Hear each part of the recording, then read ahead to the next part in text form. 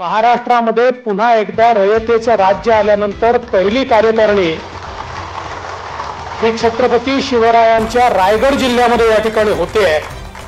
हा एक विलक्षण असा योगायोग आहे। हे सरकार यावं ही तो श्रींची इच्छा।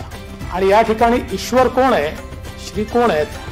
ईश्वराला तर आपण मानतोच, पण या महाराष्ट्रातली जी 12 कोटी जनता आहे त्यांची ही इच्छा होती की या महाराष्ट्रामध्ये परिवर्तन झालं पाहिजे आणि या ठिकाणी नवीन सरकार आलं पाहिजे।